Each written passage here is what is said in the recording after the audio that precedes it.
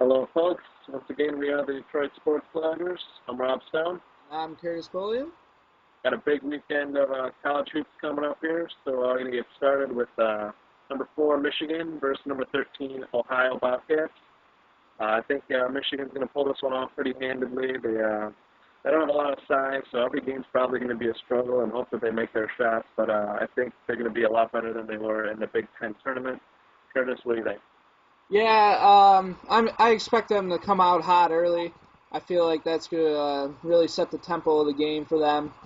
But if they don't, you got to watch out. Ohio's got a player named DJ Cooper, leads them with about 14.6 points per game. So, and they came out of the MAC, pretty good mid-major. They pulled some upsets before, but I just don't see it happening.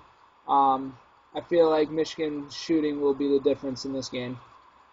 I think they're going to pull this one off. Hopefully, like I said, hopefully Treyberg's better than wanted to play 45 minutes back-to-back nights, and he'll be a little better consistency in the tournament.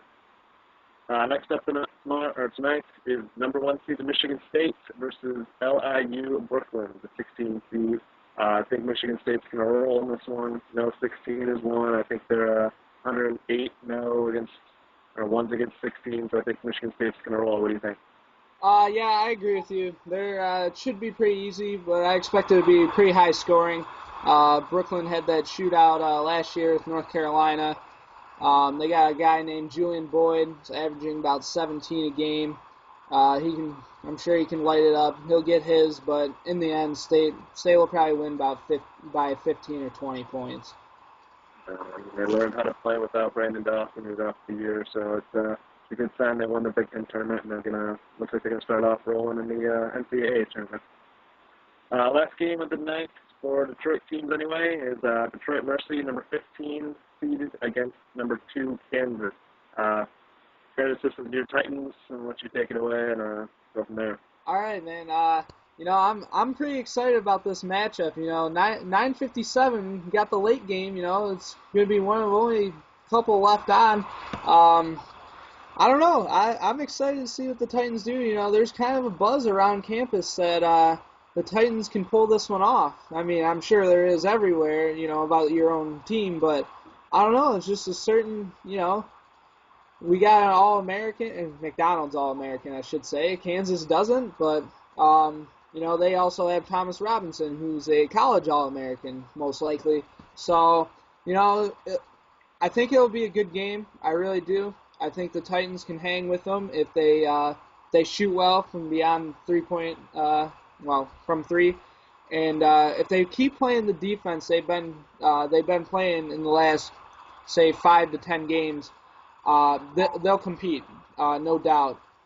I think it'll be a close game till the end, but I think just Kansas will have too much talent.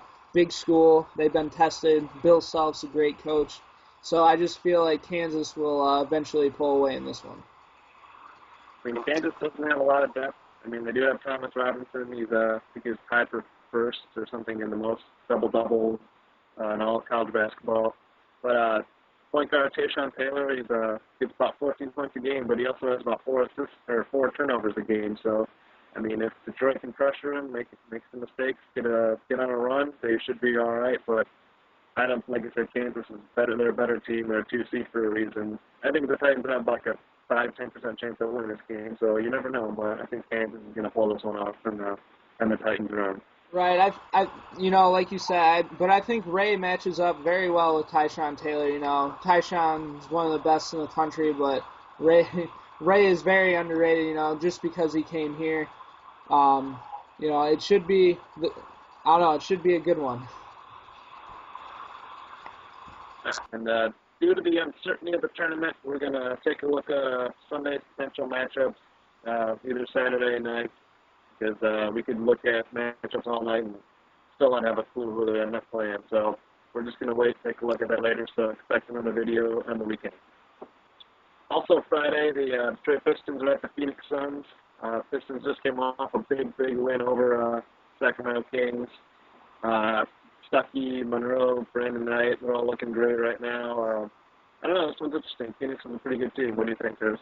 Yeah, I think it's going to be another high-scoring affair. Another West versus East shootout. Something about these West Coast games for the Pistons just seem to bring out the offense for them. Stucky's been on fire lately. What do you have? 35, like you said last night, Yeah. or a couple nights ago. It's just going to be another shootout. Will they win? I don't know. They've been playing pretty well right now. I'm going to take them. I like them in this matchup. Yeah, I mean, they got their first win in the West Coast since 2010. Just hard to believe because I mean, they play like 6 or 7 games up there. You're bound to get lucky and win one of those, but they were pretty awful last year. So, I think you're right. I think I'm going to take the Pistons on this one too. Like I said, Stucky's on fire. Greg Monroe is doing his usual thing, scoring and not really stopping anybody. Hayshawn's even lighting it up at 27 points against the Kings. So I think they're going to take care of business and going to win this one. On Saturday, the Red Wings are at the San Jose Sharks. Joey McDonald was kind of reported back spasms during the game against the Ducks where he got lit up and they lost 4-0. So who's going to start in goal is totally up to them. They brought up Thomas Pierce from the AHL. So he might even get the start. So I don't know when this one's going to go. What do you think, Curtis? Yeah, that's rough. I heard about that. If McDonald doesn't start, I was gonna pick the Sharks anyways, just because they're healthier at home. Another tough game for the Red Wings. They just need to get back home here in Detroit. But yeah, I like the Sharks right now. Detroit's just way too banged up, and it's just tough because they really need these points. But it's just been unfortunate, the injuries lately. Yeah, people are talking about how why Ken Holland didn't go out and make a trade at the deadline. Well, I don't think he expected to have 3 of the top players in all the NHL out at the same exact time. So you can't predict injuries like this. yeah, exactly. I mean, you might as well have them get done now. Everybody be healthy by some playoff time. But I think you're right. The Sharks are going to pull this one off. Never trusted Anthony Niemi very much, but I think he's going to be able to hold up enough against the patchwork offense the Wings are going to throw out there, and I think Sharks are going to pull this one off. Sunday, 3:30, the Detroit Pistons are at the LA Clippers, Lob City, with Blake Griffin and Chris Paul.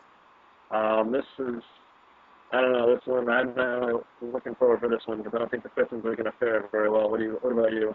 No, I think the Clippers will pull this out. New acquisition, apparently Nick Young will be most likely playing in his first game as a Clipper, and he's a pretty good player. He was just on a bad team, and add him with Chris Paul and Blake Griffin. Pistons are hot right now, but I just feel that it'll be a tough game for them to win, especially having it in LA. So I like the Clippers in this one. Yeah, I do too.